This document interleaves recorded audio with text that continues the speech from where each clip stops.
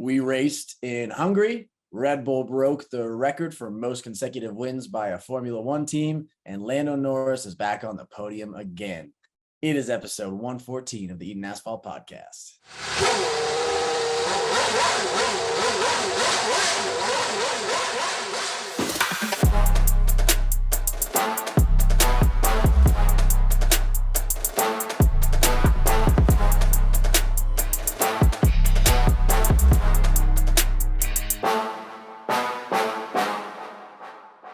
I feel like now that Red Bull's won the record for like most consecutive wins by a Formula One team, it like hurts more. It's like weirdly like more salt in the wound, and it's more disappointing to watch.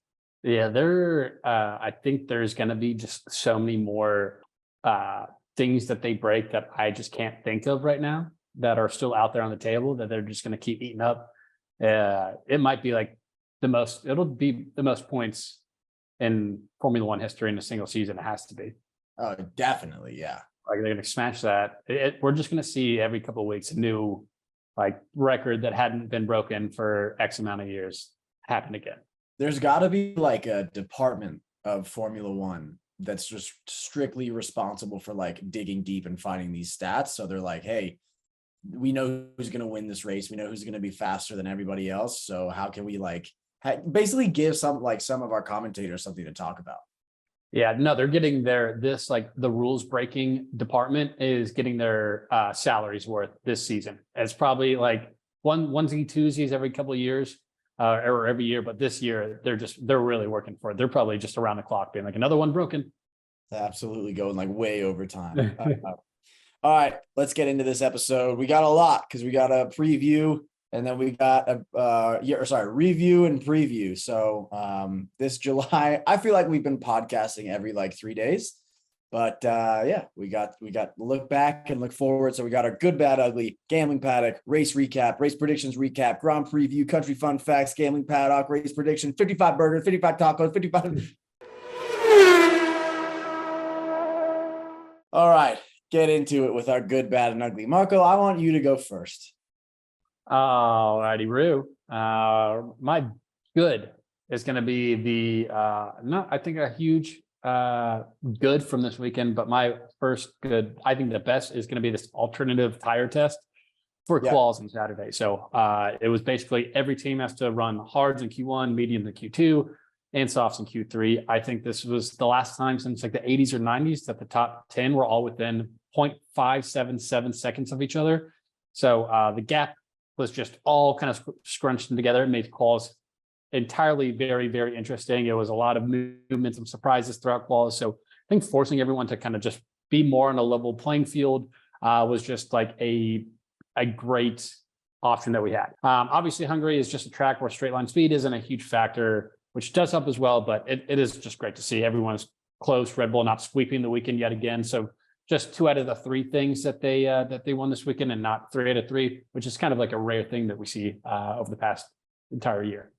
Yeah, I mean, that was the most the Saturdays have been delivering like crazy, but that was one of the most fun Saturdays I could remember even in a year of good quality. So yeah, I would take this over a sprint race like anytime if it can be this close. Yeah, for sure. I mean, Lewis coming in at literally last lap. Well, these last lap finishes are always the best. So yeah, him getting on 3 1,000ths of a second is just insane. Yeah.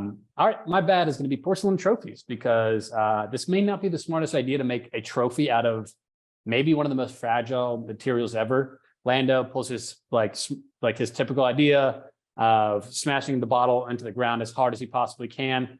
I still don't understand how those don't shatter. But in doing so, he did it on Max's little podium, smashed the trophy. Apparently, Lando blames Max for placing it there. It shouldn't have been there. I don't know where he's supposed to place it.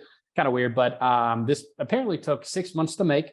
I saw estimates from anywhere around $40,000 to $65,000 as well. So I know Hungary's known for the porcelain valuables, and like that's kind of a big deal to them. But maybe like put it in a case, maybe bubble wrap it. They're going to be celebrating. They're going to be running, like throwing it around and stuff. Everything else is metal for the most part, gold, something like that. So yeah, maybe like this was eventually going to happen. If you're going to use something this fragile, that's going to just like kind of top over 1.5 feet and crack. at this point, like since it happened the way it did, they should make this a yearly tradition that like either second or third place has to creatively break the trophy for the first place person, and they have to like scoop it up, carry it like a like a bunch of Yeah, lawn. we'll have a dustpan. We'll just get all that. Yeah, do a little softball toss to them. Just have Max just swing for the fences. Yeah, love it. I did also see that Helmut Marko just was furious at Max, where he just be like, I'm gonna have to sit down with him and really let him understand how important this trophy is. Blah blah blah. Like, I don't think he did anything wrong. I think that was from a fake meme account. I read an article, so I don't know. Oh, never mind then. Never mind. I can't keep track now, dude. There's like 9 different fake meme accounts that Instagram keeps shoving down an algorithm for the Eden Asphalt like account, and you can't. There's no way of telling what's real or not. But yeah, I mean, this could be a meme website, so I don't know. But my ugly is going to be Alpine. So Saturday was they finished 12 and 15 in quals. So you think, oh shoot, like this is probably the worst part of the weekend. They're going to make up and try to get some points for Sunday. And then just coming into turn one, Joe late on the brakes, hits Danny Rick. Danny Ricks hits the Alpines. The only 2 drivers to retire from the carnage were the Alpines. So just one of the worst weekends they could probably have the entire year. And they've had a lot of pretty tough weekends as of late. yeah, I mean, I don't remember seeing Alpine race recently, just because double DNF for the last 2 races in a row, and I don't know. I don't miss them. Nah, not really. I They're mean, losers anyway. They're not going to Yeah. expect. Once you have Pierre Gasly kind of like talking about, hey, I would be interested in Le Mans and racing in Le Mans. That like, he's like, it's probably not a good sign when he's starting to like look into other motorsport things and be like, oh, I'd love to race in the Alpine Le Mans. Not great. Yeah, man, not even probably like 5 weeks ago, I was nervous about the McLaren battle versus Alpine, and now it is domination. Oh, So blast from the past. never a doubt. The good stuff with the good, bad, and ugly. I'll go next. My good, McLaren fans. We have the best team in the world. They don't want you to be happy the full time because it makes it not as sweet. We're not like a Mercedes dominance era or current Red Bull dominance era, but these podiums just feel so good. Podium number 2 for McLaren, back to back for Lando. Marco, quick pop quiz. When was the last time? When was the last time this year that Ferrari had 2 back-to-back podiums? I know the answer, but I don't want to say it. So yeah, they have not. No 2 back-to-back podiums for Ferrari. So I thought that was interesting. Where do they finish? Because you also did call it earlier. You were like, McLaren's going to make a run on Ferrari. And I was like, yeah, dude, and now they're within like 60 80. points. Yeah, they're 78 points, I think now. Dude. Yeah, dude. Like I said, I'm once again calling it. So I think this is how it's going to go. I think it's going to go McLaren 3, Ferrari 4, Aston Martin 5. Oh, okay. Yeah, that's just terrible. Yeah, I'm looking at right now. We have McLaren has 87 points. Ferrari has 167. Okay, 60 points. We're 80. Yeah, so we're 80 points. Yeah, 80 points there. We're Ferrari is 17 points away from Aston Martin. After getting 10 points on the weekend, they are like making up a lot of ground on Aston Martin. That's how good Aston has been recently. We'll get to that in the race recap, but they have been dreadful. Anyway, that's my good. McLaren, it's the best. My bad. The Sky Sports Next Generation that was making it. I don't like the Sky Sports. I don't have it, and so I don't use it. So like I just saw the kids clips afterwards. So like the Next Generation, they're trying to bolster up like, oh, have these kids interview these drivers. Maybe this is kind of like an old man-ish take, but like I want to hear real questions be asked. And I feel like that's kind of like a waste of time. The drivers already don't have that much time as an obligation in the media pen. And these little kids were like, who's your best friend on the grid? And it's like, oh, I don't care. You don't cares really. So yeah, that was kind of tough just to see stories, and F1 was really posting a lot about it, and like they were pretty proud of themselves for it. I will say what we did learn Danny is friends with Max Verstappen and Lando Norris. What? found out from a kid interviewing Toto Wolff that Lewis has a 2-year extension that he'll sign soon. It was whispered. Toto just whispered it into it and didn't like say it, but then the kid was like, "Oh my god, he just said like a 2-year extension." Did you say this? And then we found out that even a 9-year-old child towers over Yuki Tsunoda because it was like a 4-inch difference, dude. And this guy looked young. It looked like a shot version of Yuki Tsunoda. That's tough, dude. I mean, he's got to stand. I think he needs like those giant clompers because you're never going to really see the shoes. So either stand on that or always have like one of the handlers have a little like podium for him to step on. I think one of those two has to be done. Just a little milk crate for all the Excuse me. And then my ugly is Guan Yu Zhou's weekend as the weekend went on, because boy was I excited on Saturday. I was like, dude, he's crawling, like he's putting in the fifth fastest lap on the same tires as everybody. Maybe Alfa Romeo's joined McLaren and like making a huge like leaps and bounds in terms of performance. And then going into the first turn, he wrecks. It not even that he wrecked, he just ruined Danny's weekend when everybody was so excited to see Danny, on turn one. Literally, Danny's just, his race is ruined. It hurts even more, and I think it's like even more people were mad at Guan Yu because it's like he went from P18 to P13. Like he had a really good race, so it's like maybe he didn't have enough to get into the points. We'll never know, but like that by itself, just like making up positions is enough to be like, well, now I hate this guy even more. Yeah, that's not. I mean, just bad first lap for both Alfa Romeos after having 5 and 7 in quals, and you're like, dang. They were just getting so much hype from the other teams. I think like Ferrari was just saying, hey, this just shows that you don't need all these upgrades. Like they didn't do any upgrades this weekend. They just figured out that like just the car themselves, what they currently had, the movements that they needed to do, and they were great. And then just dropped like something that drops pretty heavy. All right, good way to end it. Gambling Paddock up next. All right, Gambling Paddock. Classic Marco winning all of his bets all the time, dude. Sick. So, Marco, you want to talk about it?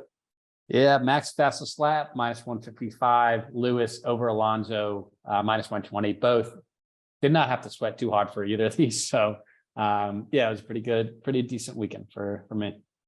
Yeah. And then I won a bet, which is a bit of a change of pace. I lost my plus 400 bet, which is kind of weird. Yeah, barely.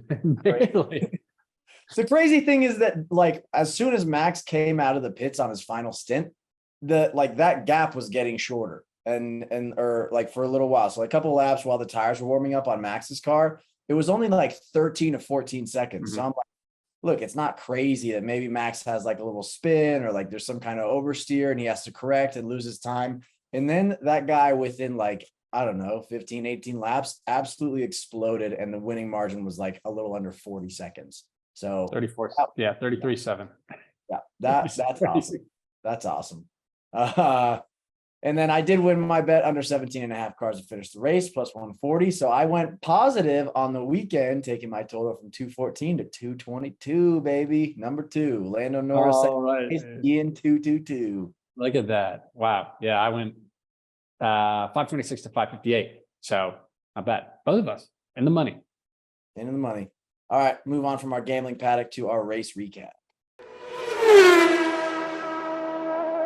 All right. Let's start with like we said, I think the best day of the weekend was Saturday.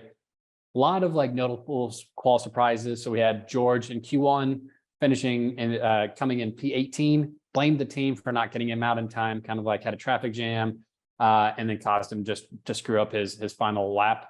So kind of finger pointing there. He said he was like not a happy camper and made the team really like kind of in that post-race meeting and kind of gave it to him. So George pointing fingers. Sergio finally makes it to Q3. Still though, with the car that they have, only getting P9 just still blows me out, like just blows my mind. The only person he's beating at Q3 is Nico Hülkenberg. And losing to both Alfa Romeos, it's just a wild thing to me. Danny making it to Q2, so the first time in 4 races, they made it out of Q1, which is fantastic to show that after one race, he's actually like breaking bad trends out of this AlphaTauri team. Charles had to knock out Carlos Sainz in Q2 to make it into Q3 himself. So it was kind of one of these Ferraris is going out. Who's it going to be? Unfortunately, Sainz. Nico and both Alfa Romeos make it into Q3. Joe P5, his best pole finish ever, and Bottas P7. So not even just making it into Q3, but also actually like passing some decent drivers, like I said earlier. And then I think the most surprising, Max does not get pole. Lewis beat him by, like we said, 3/1000ths of a second. So I think just saying that all, like we said, 0.577 seconds from first to 10th in quals is just awesome to see. So this alternative tire test, I hope that they continue trying this out and hopefully we can see similar results. Yeah, that the 0.003 of a second thing was so crazy. I mean, like that's just absolutely absurd. I think Lewis did it too with no purple sectors in that lap too. Yeah, just consistency instead of like one awesome sector. The thing that stood out to me the most is Sergio Perez. There was so much chaos. Like McLaren was at the top of the table for a little bit, then Max went up, then Lewis. Like there was so much like just chaos to pay attention to. The keys were kind of jangling over here, and then nobody like really talked much about Sergio getting P9. It's just like, dude, you haven't gotten into Q3 in so long. Then you finally get in and you hit the bed again. Like it's just a new way to kind of mess up. But I think we established it last time. He's more focused on getting that like most positions gained award. Most overtakes award. Yeah. Most overtakes award, or the crypto.com. Remember crypto.com? Okay. I like how a lot of these awards, they kind of just like, they're like, didn't work. And they just pretend that it never happened. They never were like, oh, we're going to move away from this, or like scratch it, fail. Ironically, very similar to how many people reacted with crypto. Just like, not going to work, scratch it, fail. This is none of this happened. But yeah, awesome Saturday. We can hope for more like that. But let's get into the top 5 constructors in the Constructors World Championship. Coming in at P5, 87 points on the season, 28 points from the weekend. McLaren, Lando Norris starting P3, getting up to P2. Another ride on that podium. Oscar Piastri starting P4 and ending up P5. No question that they are the second fastest team on the grid right now. They seem confident. They seem like they're in a groove. There's a little bit of drama between like last race and the race before of like, why did Lando come in earlier than Oscar? Or, why, what's the order for? But overall, that's like small stuff and really nitpicky because again, like they just seem to be leaps and bounds ahead of where they were when they were like not getting out of Q1 earlier this season. So yeah, I think I'd also like to put to rest a lot of the ugly and dirty and horrible and disgusting rumors that are going around about McLaren cheating. So stop saying it, everyone. Are we getting any more information about them just dropping that nugget of being like, hey, there's 3 teams that are potentially over the cost cap, and then just nothing comes from that? I don't know. I feel like I would like to hear more. Yeah. Maybe that was just a rumor too. Maybe it was just a slow week in the news and they're like, do the thing where we tell everybody that someone was cheating again. Like, if they have any follow-ups, do not respond at all. Yeah, leave them on red. Yeah, that maybe like it'll be a summer break thing. That's what I'm hoping on. That they are like, hey, we looked further into it and we're pretty confident these teams did it. Obviously, we talked about some of the rumors, Mills, McLaren. I think it's probably, and we'll maybe talk about it. I think this is probably why Aston Martin has been sucking so bad the last couple of weeks, just because they were like, we passed it, we're done, we can't do anything else. And they're like, oh shoot, well, now that we realize that there are things to be done that can make the car faster. Yeah, wouldn't be surprised. I don't see any of these Aston Martin car upgrades coming XYZ dates in the past couple of weeks. So no, kind of a telltale right there. So awfully quiet on the awfully quiet on the upgrades front for them. Interesting. All right, moving on. P4 Ferrari, Carlos Sainz, P11 to P8. So I had a pretty strong first lap, and then Charles Leclerc P6 to P7, 10 points from the weekend, 167 points. Actually started on softs, had a very good lap 1, made up about 4 or 5 places, and then was right behind Charles who had mediums, everyone was expecting them like to kind of switch and be like, hey, he's on softs. He's going to be able to make ground on these other drivers while he has a small like number of laps window, and just never actually had him pass Charles. So just a confusing thing that I think a lot of people were like, yeah, they should do this. It makes sense for him to let him go, let him see how far he can get on these softs. So interesting on that one. And then towards the end of the race, kind of still another just questioning of weird strategy. I mean, Charles got a 5-second penalty for running fast in the pit. And it seemed like they were maybe trying to like slow Carlos behind and kind of have him block out George a little bit as George was flying up and trying to catch everyone. Didn't happen at all. George flew by both of them.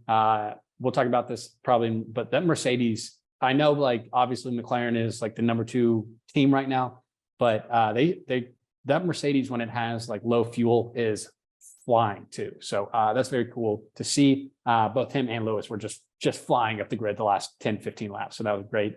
And then, going back to not great things, Ferrari, just so George ended up passing Carlos, passing Charles. So penalty, 5-second penalty that they were hoping on wouldn't affect it. It didn't really even matter. So P7, P8, and which is right about where they are. They are probably the 4th best team, P7, P8.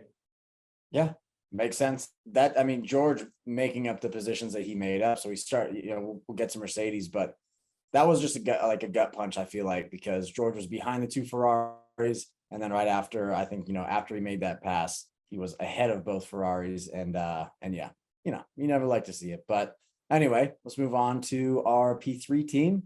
Aston Martin, 3 points this weekend. Big old Treyway, 184 points on the season. Fernando Alonso starting P8, ending up P9. Lance Stroll starting P14, ending up P10 in the points. Not bad. Hey, dude. Yeah. Pretty good weekend for him. Moved up 4. Pretty good weekend. Least amount of points that Aston Martin has scored so far this season. So 3 points, not great. You will remember a couple weeks back when Alonso was saying, Austria will be the last time that we don't get on the podium. He was saying like, you can in Britain we'll be there and Hungary will be there. Tough, right? Kind of tough to have that much confidence and then end up barely in the points with both of your cars. I guess they just suck now. Yeah, I mean, there's nothing bad happening to them where they're like, oh, it's just unfortunate where they ended up P9, P10. No, they're just not fast. Yeah. And like Lance, dude, get out of Q2, my guy. Like you have to do that. But it is like it's the poor man's version of Red Bull right now. It's like they have a very strong number 1 driver and their number 2 is just not anywhere close to the production. But he's making up some positions. Bad quality. But they both make up positions. They both figured it out. Yeah, bang. All right, moving on to our number 2 team, 223 points, 20 points from the weekend. Lewis Hamilton, P1 to P4. George Russell, P18 to P6. So kind of like Saturdays and Sundays were pretty different, I would say, between the drivers. Saturday being great for Lewis, tough for George. Sunday, not so great for Lewis. Looked pretty good for George. So yeah, just first lap for Lewis, who I think P4 or P5 after that first lap. And then just the entire race was just kind of there. So didn't really like the McLarens. I know Piastri finished P5, but like clearly faster and like just didn't have that type of race that we were expecting them to have after all that hype on Saturday. He's like, I can barely sleep. Maybe that's why he was like, I don't know if I'm going to be able to sleep Saturday for this race because I got pole. Maybe he didn't sleep and maybe he was just a little tired. Out there partying in Budapest. Yeah. Was she here there? Was she there this time? I don't know. Dude, I think she's dating somebody else. I know, dude. Who was it? It's another athlete. Jimmy Butler. Yeah, dude. What? Yeah. Left field for me. Didn't see that one. I kept seeing like Stephen A. Smith being like, hey, like that's my guy. I was like, hello, we talk about this all the time. Is anyone going to bring up old Lewis? No, it's just the American way. Just focus on NBA. Ridiculous. Classic. So yeah, I want to see it to believe it, but I still have some hope that our boys got her. Yeah. Remember Tom Cruise tried to come in and sweep her off her feet and she, no. Yeah.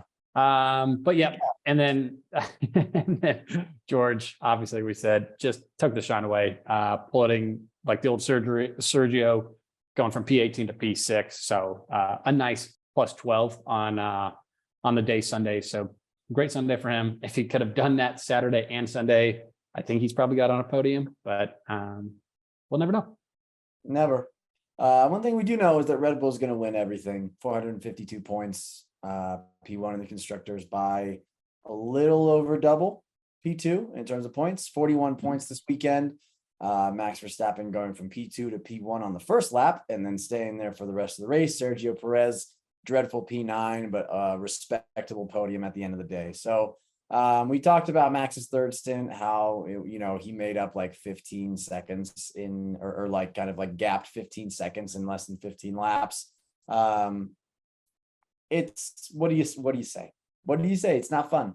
It's not fun to watch these guys. I saw a great meme that was like, hey, this is like a new setup of the podium idea that I have, where it's just like Max gets his own like speakers podium.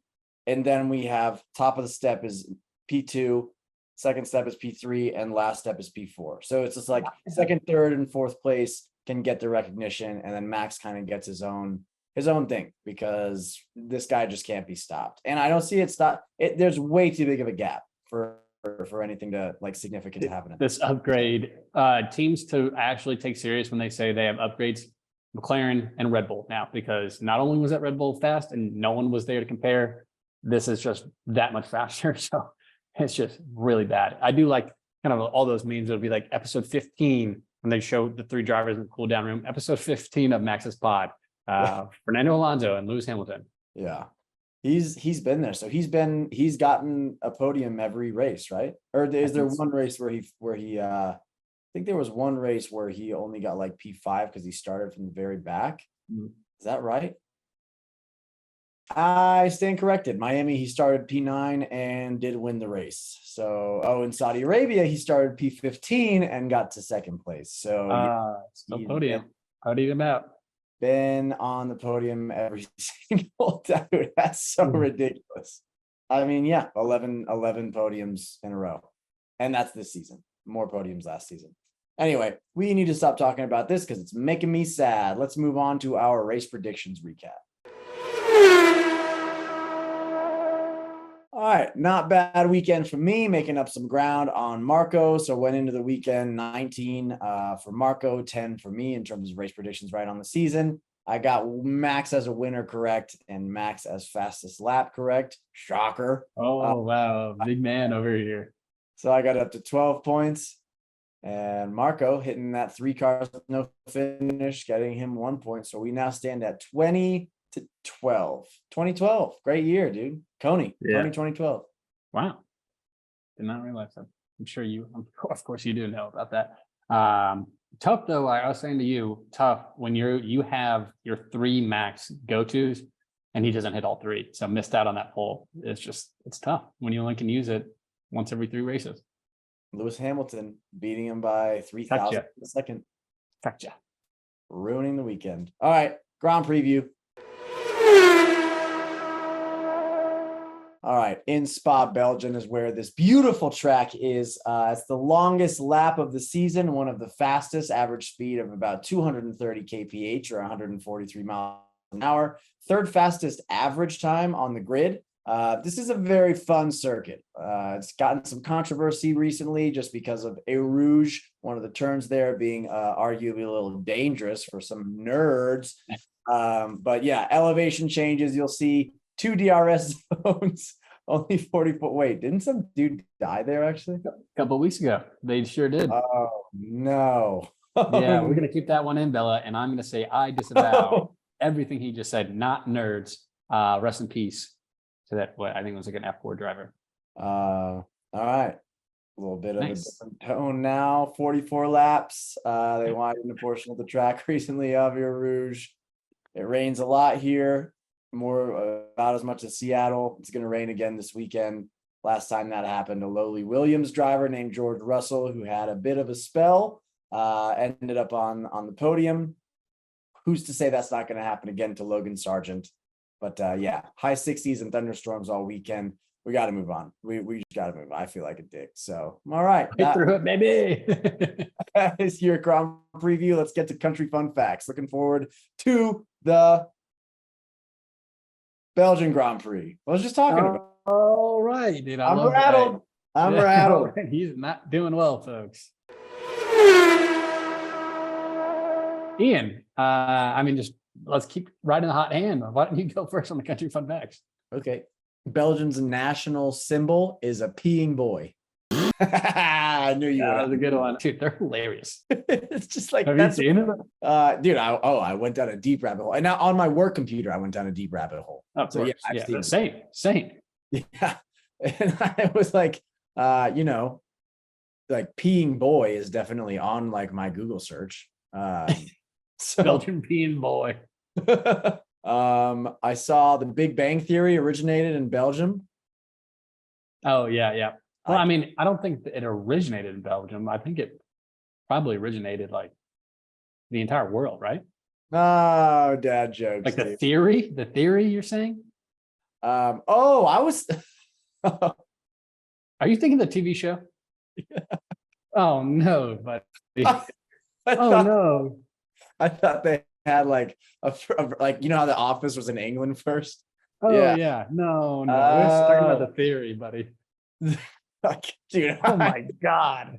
We might not release this podcast. I am gonna force it to be released. I'm doing all right. At least one of us is. You're doing good. Wow. So you saw that fact and was like, dude, love that show. Definitely gonna add that. No, I was the opposite. I was like, dude, we should blow Belgium up, honestly, because like the big how embarrassing, right? Oh wow, dude, makes so much sense. All right. Belgium has fish wine at the Krakelingen Festival. It's recognized as an intangible World Heritage Piece since 2010. They throw bread into a Krakelingen or like donut-shaped pastries into atop this like big hill, and then they light a fire so that it just all burns. And then they drink red wine out of a 16th century silver goblet. And then they have fish that they put in the wine. So fish swimming in the wine, and they swallow it whole. Oh, they no. Drink the wine and eat the fish. Okay, dude. So anyway. No wonder they came out with a terrible show, right? All right. Trade country fun facts. My number one was the national symbol being the Minken piece, which is Ping Boy. Fantastic. French fries are actually from Belgium. So France, huge win for Belgium. And I just don't know what good France has brought to the world. I thought this was like, hey, you can do whatever you want as long as you started French fries. You got some leg to stand on. Since that's been taken away, I don't know, dude. France sucks. Yeah, I've always said we should get rid of France. Yeah, and I kept saying, oh well, like they didn't make French fries, so like give them like the benefit of the doubt. Now I can't back them up anymore. All right, my other ones. They have 3 official languages: Dutch, French, and German. So there's no such thing as a Belgium language, which is just kind of, I don't know. It feels like kind of beta where they're like we're just going to copy others and just that is our languages. I don't know. It's just I couldn't be my country. And then my last country fun fact: Belgium has 0.2 castles for every square mile. I just think it's kind of weird that there's just a bunch of less than half built castles all around the country. Am I right? They should finish them. They should finish. Yeah, it makes no sense. They should get those numbers up. Wild. Okay. Good job. Let's move on to our gambling paddock. All right. Cooked up a little special something for you. I got a double unit special. Oh my Lord. Sergio Perez and Max Verstappen, top 2 plus 200 double unit special. What do you think? That's big money. That's big time recovery. Yeah, I mean, I feel like with Spa, I think like it's being a long track. This like I see that happening. High speed matters. Sergio's getting better in qualifying. He got in Q3 this past weekend, so good for him. And then my next one is a fun one. I built this one out. It's a 5-leg parlay. Okay. One unit special plus 200. Verstappen over Perez, Hamilton over Russell, Leclerc over Sainz, Norris over Piastri, Alonso over Stroll. So Red Bull, Mercedes, Ferrari, McLaren, and Aston. It's just whoever's leading, they're in front. They end up in front. Plus 200, one unit. I don't like that, but I mean, it's fun. It is fun. Okay. Okay, So, yeah, that's great. So we're you're going putting 3 units. units on this week? Yeah, wow. Jeez. 3 units.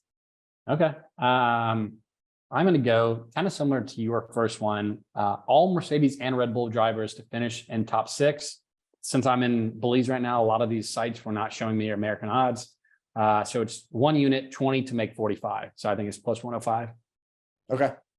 And then both McLarens top 6 minus 130, 1 unit. Love it. All right. Thanks for betting on my boys. So if that, I need for me to hit both of these, I need all 6 to finish Mercedes, Red Bull, McLaren. Can't have any mix up after that. Easy peasy. I have a pretty small, narrow. I mean, I think your 5 leg parlay is right there with me. We have pretty small, narrow chances of victory there. Love it. All right. And lastly, I don't know if we've ever had this many segments. I don't know if we've ever had an 8-segment podcast, but let's get We took off news. Yeah, dude. We wanted to be nice to the listeners here. This is like the old Eating Asphalt podcast that were like an hour and 20 minutes long that took me 4 days to edit. Hey, do we want to talk about something, a blast from the past? What do you mean? Oh, no. Remember we did like sectors on blast from the past? Like, remember in this day in 1940? Let's talk about this crazy, the crazy time that this happened. Hey, Jarno Truly got P3 at this track. You guys care about it? Yeah, he was a plumber. All right, last sector race predictions, go. All right, here I go. Here I'm going to go with who do we think will crash for DNF? Alpine's riding that hot streak of sucking gasoline. Crash DNF winner, Lando Norris. I hate that. Last place, Logan Sargent. Driver of the day, Oscar Piastri. Douche of the day, Ocon. Alpine, again, riding that hot hand. Wildcard prediction, Danny in the points, taking yours from last week. Fastest lap, George, pole, Max. How many cars don't finish? 2. Love that. Give me Crash DNF, Valtteri Bottas. Winner, Sergio Perez, with Max Verstappen in second place. So I can hit that very important bet because 3 units is it's hitting me in waves. Last place, Kevin Magnussen. Driver of the day, Max Verstappen. Douche of the day, Oscar Piastri. My wildcard prediction is Logan Sargent in the points. Fastest lap, Sergio Perez. Pole, Sergio Perez. And 1 car not finishing this race. Okay. That was a good one. I feel like I ran a marathon. Your brain felt like it ran a marathon. I'm ready to not be podcasting anymore because I feel like sometimes you go out and you swing for the fences and then you strike out on you tear an ACL swinging, and then you have to limp home and your car died, and then you have to just keep limping home. All kidding aside though, Spa, it's a beautiful track. It's just like all around cool. You can tell the drivers it's like one of their favorite tracks. Like I would say probably most of the drivers have it in their top 3. A lot of history, a lot of cool turns, just overall the elevation change. It's dope. So good stuff to look forward to. Marco, how are you going to watch now that you are in international waters? I'll be back Saturday. We're fine. Oh, perfect. Fine. I was gonna say maybe do the radio like they do in Central America down there. We probably have to be in Spanish though. Yeah, dude. I mean, I'm fluent, so either way works. Debatable. All right, everybody. Appreciate you listening to this very long double 2-for-1 episode. We will see you on the other side of Spa. Adios, assholos. Told you. Okay. See you, assholes.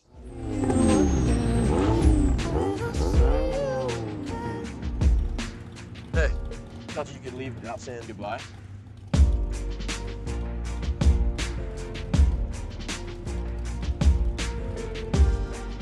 I used to say I lived my life a quarter mile at a time. And I think that's why we were brothers. Because you did too.